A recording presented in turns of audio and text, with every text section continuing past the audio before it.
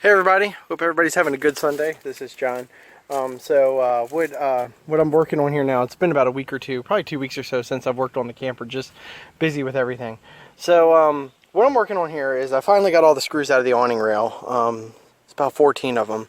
So we got them all out. What I'm going to try to do is not destroy the rail.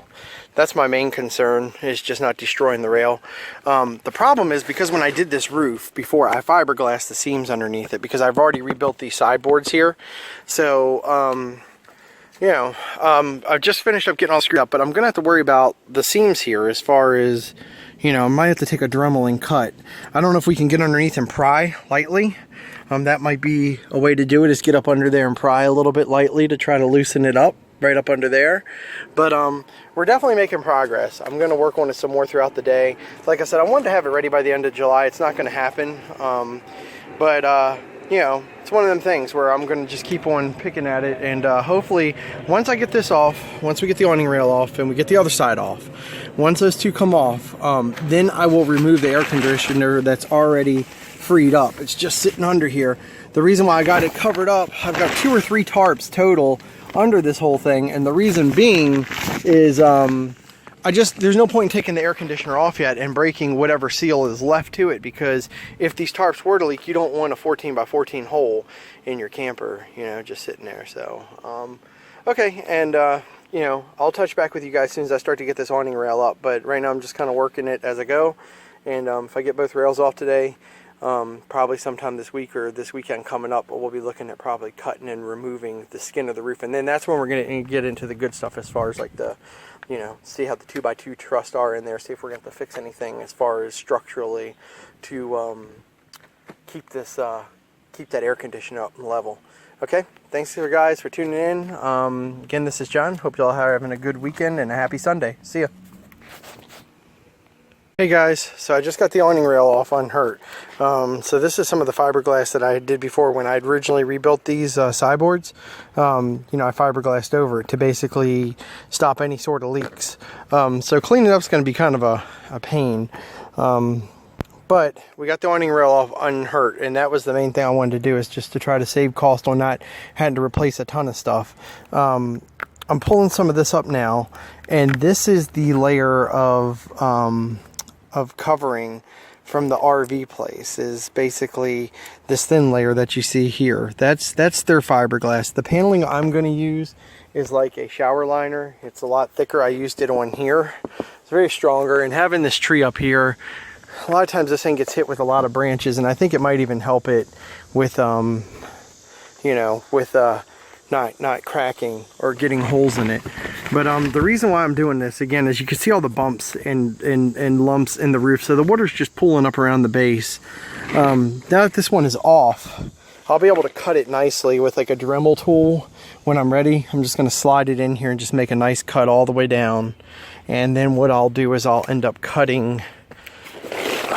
I did a seam here before, it never leaked. The way I did it was I got the shower liner, the things that join the wall panels together, and I put in there, I want to say it was marine epoxy, the 2-part epoxy you mix.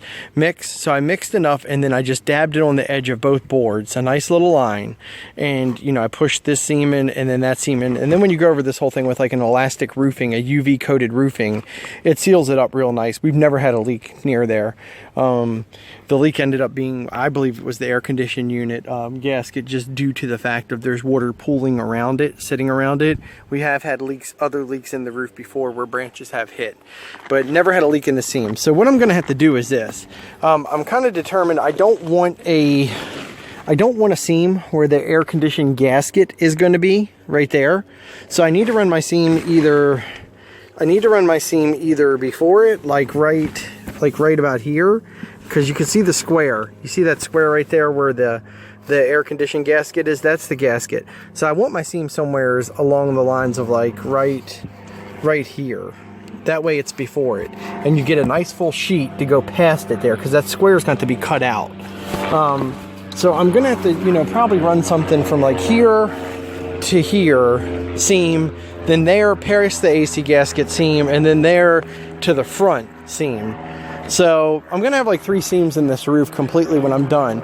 But like I said, my other alternatives were basically doing a rubber roof, which is, you know, just way too much weight, and you know, trying to get one piece, a whole metal piece. I would love like an aluminum roof, like a one big shot of aluminum to take and bend, you know, take it and then have it bent to fit it, almost like the Airstreams, like the aluminum. But the problem with that is that being under a tree, there's no other place for me to keep this camper.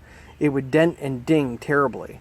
Where the fiberglass paneling, as long as it's got a good UV coating on it to, you know, for the sun, it's pretty strong. It's pretty forgiving as far as impact and stuff.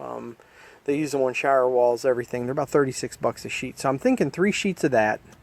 We got to find a good spray adhesive, and again, I don't know how my studs look in the roof, and I know some of the styrofoam probably is going to be wet, so the game plan is to remove some of that styrofoam that's wet, find some good, you know, styrofoam, same measurement and thickness that I can cut to fit, glue that down.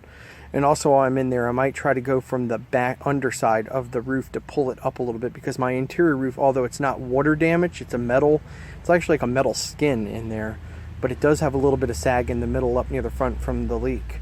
So I want to try to push that up somehow. So I'm going to figure that out as well. Thanks for tuning in, guys, and I will go ahead and update you guys. We're getting ready to work on the other sideboard, okay? Again, have a good Sunday. Thanks again for watching my channel.